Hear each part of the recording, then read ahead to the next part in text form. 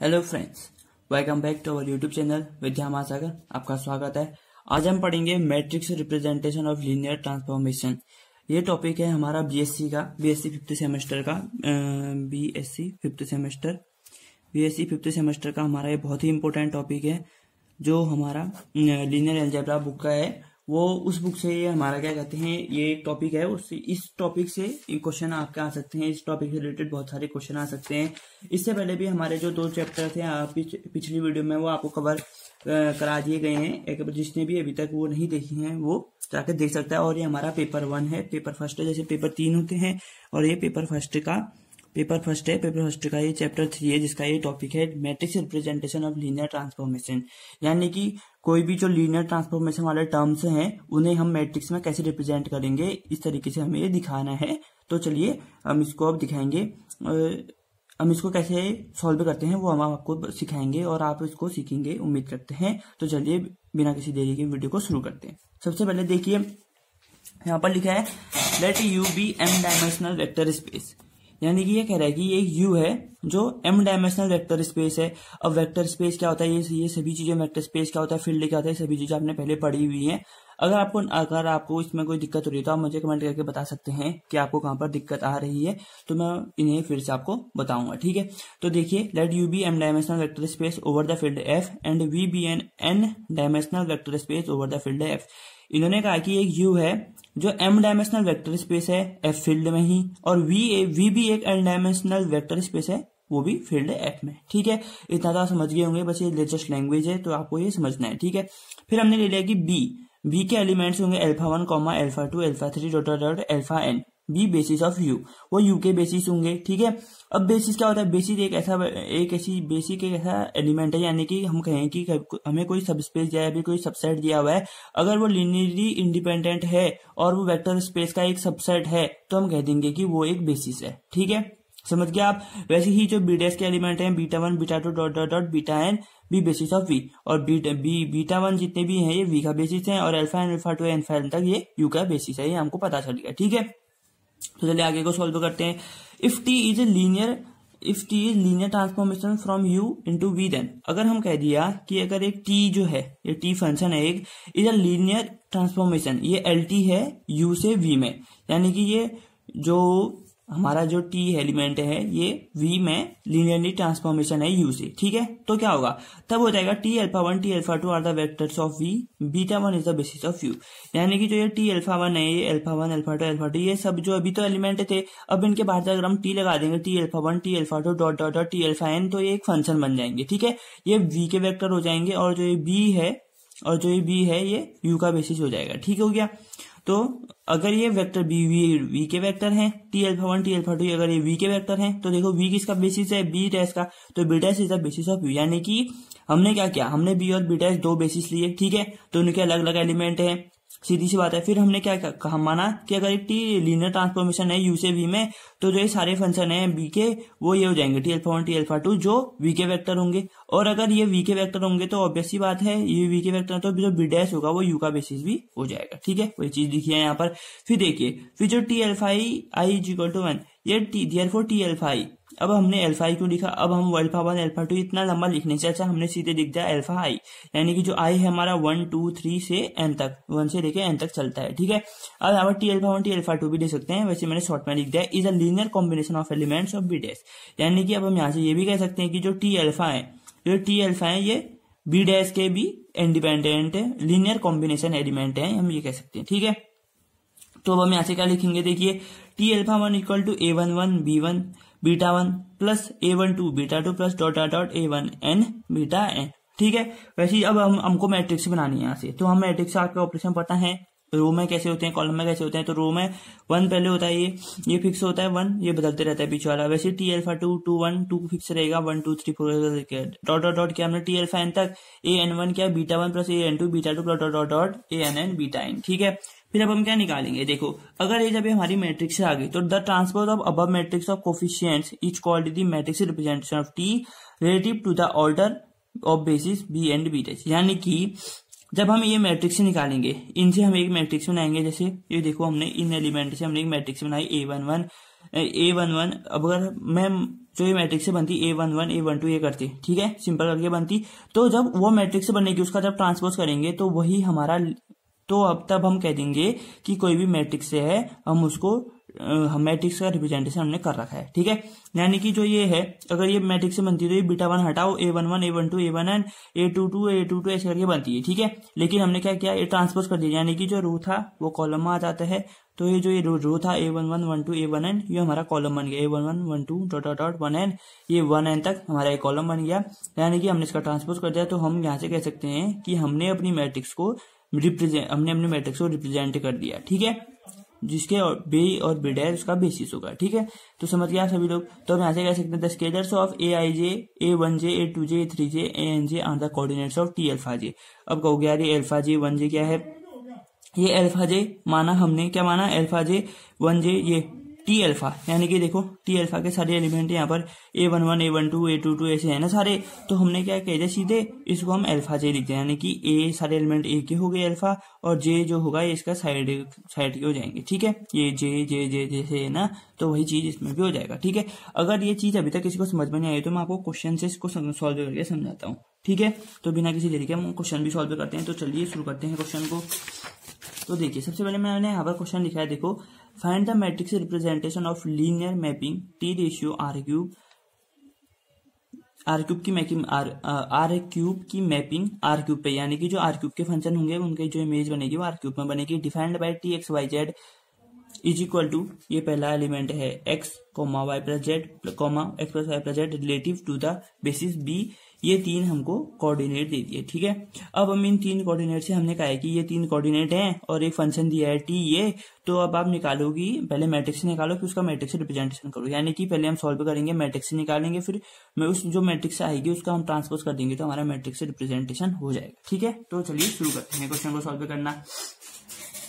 तो सबसे पहले देखो टी अल्फा 1, अब हो गया टी अल्फा 1 कैसे निकलेगा। सबसे पहले टी अल्फा 1 यानी कि T1, 0, 1 ये ले लिया मैंने 1 0 1, तो मैंने लिया 1 0 1 इज इक्वल टू, अब इसमें देखो ये होता है x, ये होता है y, ये होता है z, तो अब हमको दिया है T X Y Z Z comma Y plus Z comma ये दिया है, तो इसी तरीके से हम इन क्वेश्चन को करेंगे, यानी कि जेड ये है तो सबसे पहले 1 लिख देंगे, कोमा वाई प्लस जेड यानी वाई प्लस जेड कितना होगा 0 प्लस 1 1, ठीक है, comma X plus Y plus Z यानी कि 1 प्लस 0 प्लस 1 यानी कि 2, ये हमारा पहला पॉइंट निकल गया। टी अल्फा 2 निकलेगा तो टी, अब दूसरा पॉइंट ले लेंगे -1, 2, 1, वैसे ही पहला होता है जेड वाला, ये 1 हो गया, फिर होगा वाई प्लस जेड, ये देखो वाई प्लस जेड है तो 2 प्लस 1 3, फिर होता है x plus Y plus Z, x plus Y plus Z यानी कि 2 प्लस 1 3, 3 - 1 2, ठीक है, ये हमारे आ रहे हैं। तो देखिए इसको बिना किसी तरीके हम कर रहे हैं फटाफट से। और तीसरा वाला पॉइंट क्या है 2 1 1, तो हमने भी किया 2, 1, 1, तो यानी कि फिर से हम इनको रखेंगे, तो T2 इनमें रखे तो ये जेड कितना है 1, तो 1 रखा 1, वाई प्लस जेड यानी कि 1 plus 1 2, X plus Y plus Z सबको ऐड करेंगे तो 4, ठीक है। अब हम इन सबको क्या मान लेते हैं, इक्वेशन नंबर 1 मान लेते हैं, ठीक है। तो अब इसके बाद हम क्या करेंगे, सबसे पहले हमने क्या किया, हमको 3 पॉइंट दिए थे, हमने टी अल्फा 1 मान लिया इतना था, तो हमने जो फंक्शन दिया था उसमें रख के हमने इनकी पॉइंट की सारी वैल्यूज निकाल दी, ठीक है। अब हम इसको आगे को सॉल्व करते हैं। देखिए अब हम आगे को क्या सॉल्व करेंगे इसमें, सबसे पहले हमको जो क्वेश्चन में ये दिए होते हैं ना फंक्शन, टी के जो फंक्शन दिए होते हैं उसको लिखते हैं। अगर यहाँ पर अल्फा 1 अल्फा 2 अल्फा 3 दिया होता तो हम यहाँ पर जो अब मैं लिखूंगा उसकी जगह वही लिखते हैं, आप एक्स वाई जेड लिखेंगे। अब एक्स वाई जेड क्यों लिखा, एक्स वाई जेड लिखेंगे A, 1 0 1 plus B -1, 2, 1 plus C 2, 1, 1, ठीक है। अब ये हमारी एक इक्वेशन है जिसमें से हम पहले ए बी सी के कोऑर्डिनेट निकालेंगे एक्स वाई जेड के टर्म्स में, फिर उस तरीके से हम आगे को सॉल्व करेंगे। तो आप घबराइए मत, मैं आपको बता रहा हूँ तो अच्छे से हम इसको सीखेंगे, ठीक है। तो चलिए आगे को शुरू करते हैं। देखो X Y Z equal to A1 0 1 है प्लस B -1 2 1 प्लस C 2 1 1 इस तरीके से, ठीक हो गया ये, ठीक है, समझ में आ रहा है ना आप सभी को, तो ठीक हो गया ये X Y Z equal to A1 0 1 plus B -1, ठीक है, ये हमारा। तो अब इसको देखो आगे क्या करना है, इसके बाद हम क्या करेंगे, सबसे पहले तो हम लिखेंगे एक्स वाई जेड, ठीक है। फिर सबसे पहले हम क्या करेंगे A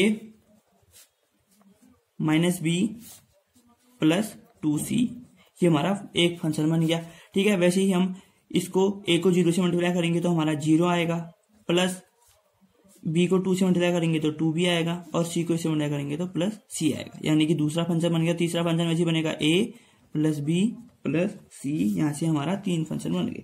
तो देयरफॉर हम यहाँ से क्या लिख सकते हैं, ऑन कंपेयरिंग बोथ साइड से यहाँ लिखता हूं ऑन कंपेयरिंग वी गेट। अब हम जब इन दोनों को कंपेयर कर देंगे तो हमको क्या मिलेगा, आपको सभी को पता है क्या मिलेगा, a minus B plus 2c, a minus B plus 2c किसके बराबर होगा, x के बराबर। ये हमारी 1.1 इक्वेशन हो गई, 1 यानी कि रोमन नंबर वाला 1, ठीक है। और 2b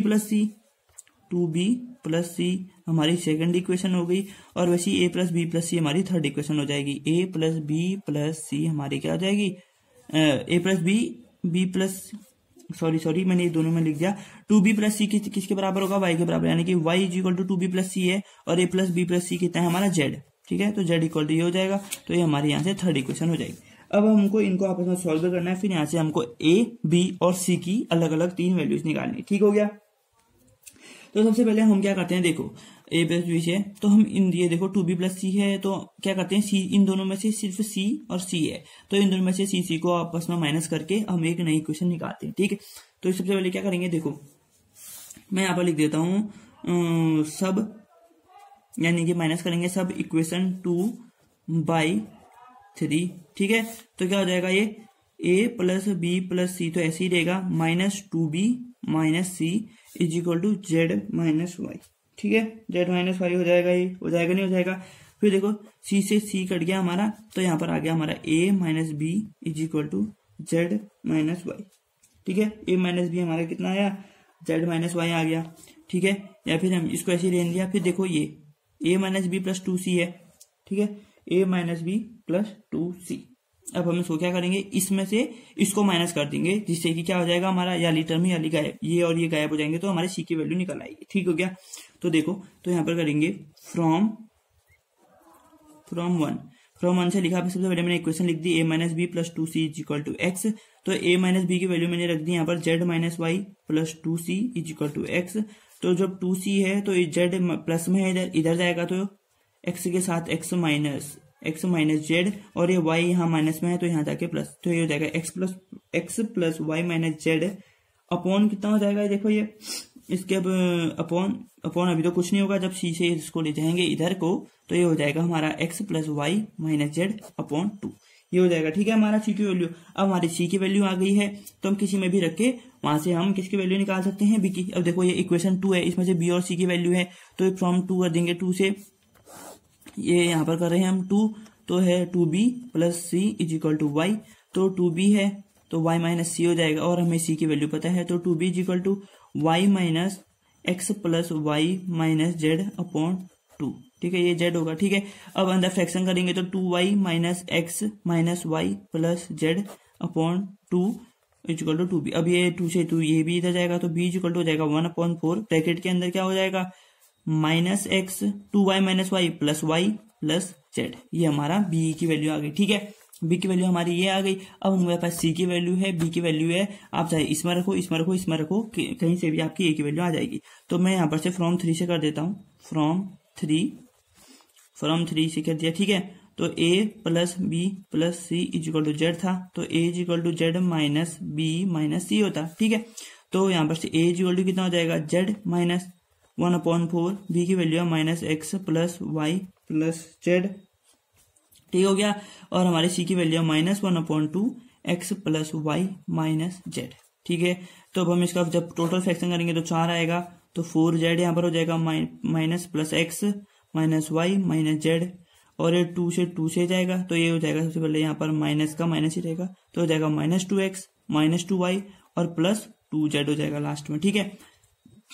तो फिर अब हम क्या करेंगे, इन सबको ऐड कर देंगे, माइनस 2x और प्लस x को ऐड करोगे तो हो जाएगा माइनस एक्स, 1/4 बाहर से आ गया, तो हो जाएगा minus 2x plus x minus x minus y minus 2y कितना हो जाएगा, माइनस 3y, और 4z माइनस जेड 3z होता है, 3z प्लस 2z कितना हो जाएगा हमारा 5z, ठीक है। तो देखिए यहाँ से सॉरी थोड़ा सा कैमरा नाचने लग गया है, तो देखिए यहाँ से हमारा क्या हो जाएगा, हमारी यहाँ से a की वैल्यू भी आ गई, देखो a की वैल्यू इतनी आई, b की वैल्यू इतनी आई, और हमारी c की वैल्यू इतनी आ गई, ठीक है। किसी को कोई दिक्कत होगी तो एक बार दोबारा से उसको देख लीजिए कि आपको कहां पर समझ में नहीं आ रहा है, ठीक है।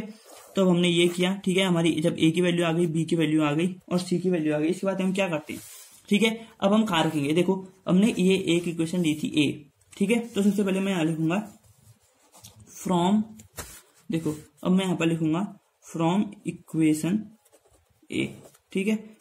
फ्रॉम इक्वेशन ए, यहां से हम यहां पर लिखेंगे इसको। तो फ्रॉम इक्वेशन ए, सबसे पहले मैं इक्वेशन ए ही लिखता हूं सबसे पहले, ताकि आपको समझ में, x Y Z is equal to a 1 0 1,0,1 plus b -1,2,1 plus c 2,1,1, ये हमारी क्या है, इक्वेशन है, ठीक है। अब इक्वेशन है, अब इसमें हम जो हमारी ए बी और सी की वैल्यू आई है ना, ये सभी रख देंगे, ठीक है। तो हमारा हो जाएगा x Y Z is equal to, a कितना है हमारा, देखो ये है हमारा 1/4 minus x minus 3y plus 5z bracket के अंदर 1,0,1, वैसे ही प्लस बी की वैल्यू कितनी आई हमारी, ये देखो ये आई हमारी बी की वैल्यू 1/4 ब्रैकेट के अंदर minus x plus Y plus z, दूसरे ब्रैकेट में 2 1,1, ये ठीक है। और प्लस थर्ड सी की वैल्यू कितनी आई हमारी 1/2 x plus Y minus z, और ब्रैकेट के अंदर कितना है 2,1,1, ठीक है। अब हमने सबसे पहले क्या किया था, ए बी सी की जो वैल्यू आ रही थी हमने ए बी सी इनमें रख दिया। अब हम क्या करेंगे, अब सबसे पहले यहाँ देखो, अब हमने ये जो 3 पॉइंट निकाले थे ना फर्स्ट में, आप सोच रहे हो, तब आप सोच रहे हो कि इसका क्या काम है, अब यहाँ से हमारा काम होगा। तो सबसे पहले देखो हमारा जो पॉइंट है 1 1 2 है, यानी कि टी एक्स वाई जेड, यानी कि एक्स वाई जेड, ठीक है। तो सबसे पहले हम इसको भी एक इक्वेशन मान लेते हैं, ये हमारी इक्वेशन 2 होगी, ठीक है। तो अब हम करेंगे पुटिंग वैल्यूज फ्रॉम इक्वेशन 1, ठीक है। ये इक्वेशन 1 है ना हमारी, तो सबसे पहली वैल्यू कितनी है 1 1 2, सबसे पहले हमारी वैल्यू है 1,1,2, ठीक है। तो ये हो जाएगी हमारी पहली वैल्यू, ठीक। तो चलिए अब हम इसको सॉल्व करके देखते हैं। तो देखो 1 1 2, जब इसमें देखो 1 1 2 यानी कि -1 -3 प्लस 10, यानी कि -3 कितना हो जाएगा -4 प्लस 10 यानी कि 6/4 1,0,1 आया आपका, ठीक है। यानी कि हमारा ये यहाँ पर कितना हो जाएगा, ये 3/2, ठीक है। आप कैसे भी लिख सकते हैं इसको, ठीक। तो प्लस करके मैं आपको अगला वाला बताता हूँ, -x यानी कि -1 प्लस 1 प्लस 2, यानी कि 1 -1 तो 0 हो जाएगा, 2 बचा यहाँ पर, तो ये हो जाएगा 2/4 ब्रैकेट के अंदर, ये देखो ये कोऑर्डिनेट तो वैसे रहेगा 2 1 1 ऐसे ही रहेगा, ठीक है। और वैसे ही इस वाले में भी रखेंगे प्लस 1/2 ब्रैकेट के अंदर x plus Y minus z है, एक्स प्लस वाई यानी कि 2 - 2 कितना हो जाएगा 0 0, ये हो जाएगा 2,1,1, ठीक है। तो यहाँ से हम क्या लिख सकते हैं, इसकी वैल्यू 1,1,2 जब हमने रखा तो हमारी वैल्यू आई 3/2 1,0,1 प्लस 2/4 यानी आएगा 1/2 2,1,1 प्लस 1/2, ये हो जाएगा पूरा 0 0 ब्रैकेट में रख दिया हमने 2,1,1 ऐसी ही रहेगा। सॉरी थोड़ी सी यहाँ पर क्या गलती हो गई है, मैंने 2 1 1 दो बार लिख दिया, जबकि हमारी जो बी की वैल्यू है -1, बी के साथ जो है -1 2 1 है, आप इसको देख लीजिएगा -1,2,1, मेरे को भी अभी ध्यान आ रहा है, अगर जिसने पहले गौर कर लिया तो अच्छी बात है। ये हो जाएगा -1,2,1, ये हो जाएगा, ठीक है, ये 1 हट जाएगा।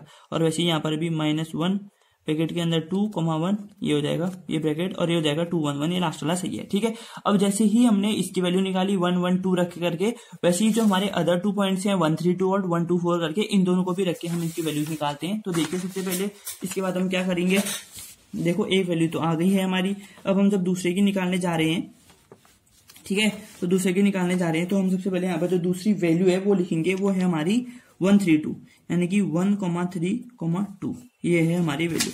और जो मैं इक्वेशन है, मैं आपको इक्वेशन के साथ साथ इसको समझाते रहता हूँ। देखो ये हमारी इक्वेशन है ये, तो यानी कि जब 1/4 है बाहर, तो वैसे रेंडो 1/4 ब्रैकेट के अंदर -x minus 3y plus 5z, इनकी जगह को -1 -3 × 3 -9 हो जाएगा, प्लस 5 2 10 हो जाएगा, ठीक है। ये हो गया, और 1,0,1 इसके साथ ही में चिपके रहेगा, 1/4 ये हो गया, -x कितना होगा -1 प्लस 3 प्लस 2 -1,2,1, ये भी इसके हाथ ऐसे ही रहेगा, प्लस 1/2 x प्लस 5 यानी कि 1 प्लस 3 -2, और इसके हाथ हो गया 2,1,1, ठीक है। ये हमारा हो गया। अब हम इसको सॉल्व कर लेते हैं अच्छे से, -1 -9 -10, ये हो जाएगा 0, यानी कि 0 1,0,1, ठीक है, प्लस 3 + 2 5, 5 - 1 4, तो ये 4 आएगा तो 4 से 1 जाए, यानी कि ये 1 आ गया हमारा। -1, 2, 1 प्लस 3 + 1 कितना होता है 4, 4 - 2 2 होता है, तो 2 से 2 जब कटेगा तो 1 आ जाएगा यहाँ पर, तो आ जाएगा 2, 1, 1।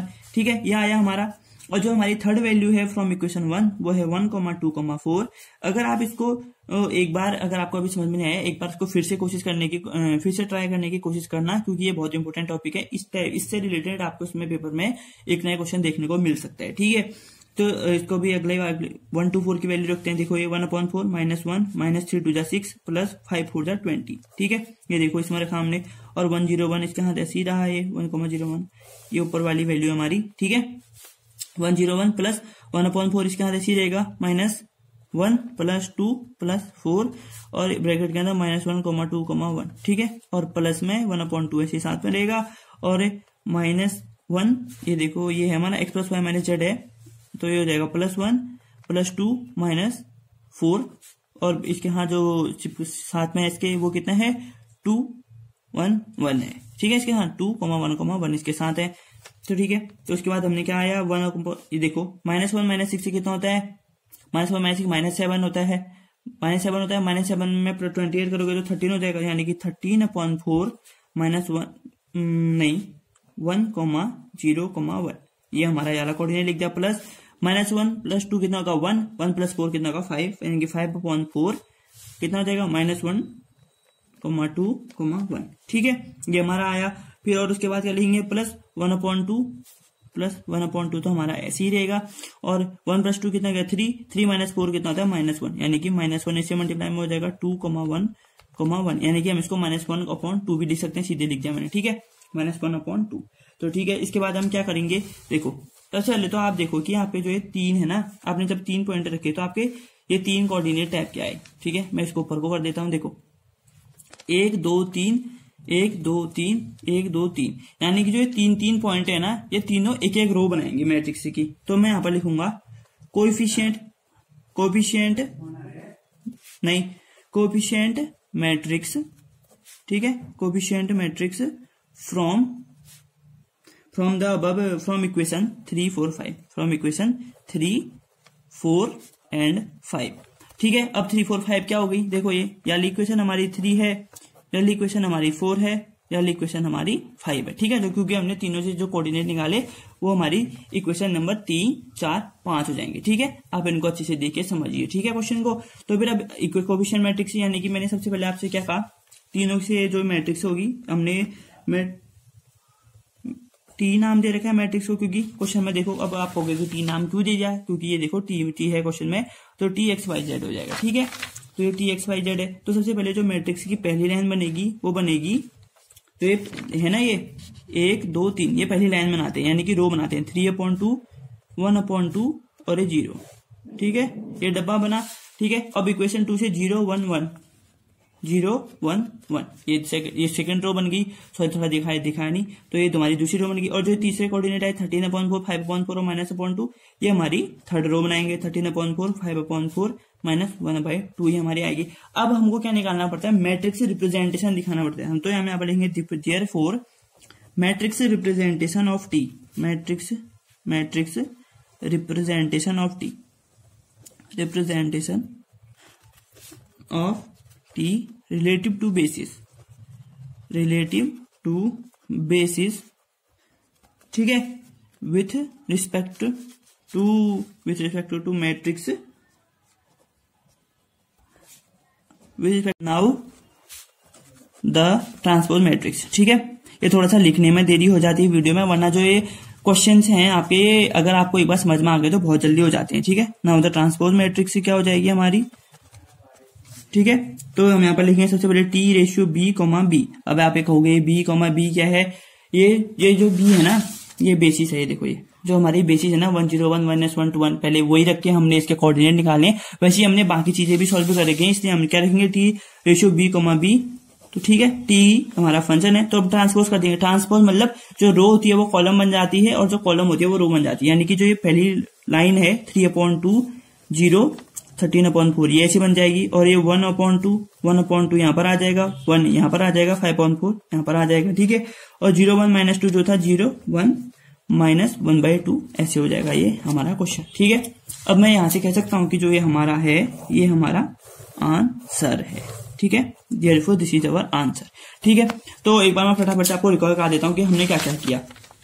सबसे पहले हमने क्या किया कि जो हमारा जो क्वेश्चन था txyz, जो हमारा फंक्शन दिया था z y plus Z x plus Y plus z, और हमारे जो 3 पॉइंट दिए थे उन पॉइंट और फंक्शन की मदद से हमने 3 कोऑर्डिनेट निकाले। पहले ये देखा, इनकी वैल्यू इसमें रखे, हमने ये पॉइंट निकाला, इसकी वैल्यू ये रखे, ये पॉइंट निकाला, 3 पॉइंट निकाले। ठीक है, फिर जो हमारा xyz दिया था हमारे क्वेश्चन में, ये xyz दिया था हमारे क्वेश्चन में, फिर हमने उसको क्या xyz को a से इस पॉइंट को मल्टीप्लाई कर दिया, b को दूसरे पॉइंट से मल्टीप्लाई कर दिया और c को तीसरे पॉइंट से मल्टीप्लाई किया।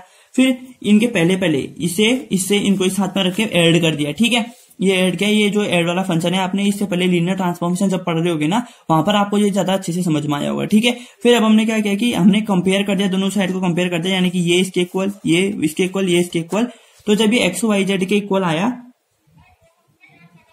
तो हमने यहां से तीनों की xyz के टर्म में वैल्यू निकाली। सबसे पहले हमने c का वैल्यू निकाली x plus Y minus z upon 2, और वैसे b की वैल्यू निकाली 1/4 minus x plus Y plus z, और a की वैल्यू इतनी आई। ठीक है, हमने तीनों को जब सॉल्व किया तो हमारी वैल्यूज इतनी आई। अब हमने क्या किया, जो हमारी इक्वेशन a था ना, उसमें हमने जो वैल्यूज रखी थी, ठीक है, तो देखो ये क्या कहते हैं, फ्रॉम इक्वेशन 1 हमने क्या किया, जो हमारी इक्वेशन a थी ना, हमने जो एबीसी की वैल्यू निकाली हमने उसमें रख दी। ठीक है, देखो ये हमने इसमें रखी, एबीसी की वैल्यू जो आई थी ये रखी। फिर हमने जो वैल्यू इक्वेशन 1 में जो हमने कोऑर्डिनेट्स निकाले थे, उन कोऑर्डिनेट्स की इनमें वैल्यू रख के इसको हमने सॉल्व किया। ठीक है, फिर सॉल्व करके हमारे पहली इक्वेशन आई 3/2, 1/2 और ये 0 वाला आया। ठीक है, फिर दूसरा आया 0, 1, 1, फिर तीसरा वाला आया 13/4, 5/4 और -1/2। फिर मैंने आपको बताया था कि ये एक रो होती है, ये जो 3 पॉइंट आए हैं ये तेरी एक रो होती है, इनमें से भी रो। तो ठीक है, हमने क्या किया, कोफिशिएंट मैट्रिक्स ऐसे बना दी। ठीक है, कोफिशिएंट मैट्रिक्स ये बन गई। फिर हमारा जो मैट्रिक्स रिप्रेजेंटेशन लिखा है ना क्वेश्चन में, मैट्रिक्स रिप्रेजेंटेशन मतलब जो हमने मैट्रिक्स बनाई है उसका ट्रांसपोज कर दो। सिंपली हमने जो मैट्रिक्स बनाई है यहाँ तक, फिर हमने इसका ट्रांसपोज कर देना है, तो हमारा यहाँ से आंसर आ जाएगा। ठीक है, तो मैं उम्मीद करता हूँ कि आपको ये वीडियो पसंद आई होगी। अगर पसंद आई है तो प्लीज लाइक कीजिए, वीडियो को शेयर कीजिए अपने दोस्तों के साथ। बीएससी वाले जितने भी स्टूडेंट्स हैं, चाहे वो बीए मैथ्स वाले भी हैं, आप उनको भी शेयर कर सकते हैं। 3rd ईयर कोई भी है उनको शेयर कर सकते हैं, उनके लिए बहुत इंपॉर्टेंट है, क्योंकि ये इंपॉर्टेंट टॉपिक है पेपर के लिए। पेपर में आ सकते हैं, पेपर बहुत जल्दी है हमारे, तो ये पेपर में टॉपिक आ सकता है। और हमारे चैनल को सब्सक्राइब करके रख लीजिए, क्योंकि अभी जो बीएससी है उसके रिलेटेड बहुत सारे इंपॉर्टेंट टॉपिक्स पे वीडियो आने वाली है, तो चैनल को सब्सक्राइब कर लीजिए। तब तक के लिए थैंक्स फॉर वॉचिंग। 2 गज की दूरी, मास्क है जरूरी। ठीक है, अपने और अपने घर वालों का ध्यान रखते रहिए और हाथ हमेशा धोते रहिए, आसपास साफ सफाई बनाए रखें। मिलते हैं आपसे नेक्स्ट वीडियो, तब तक के लिए thanks for watching, take care.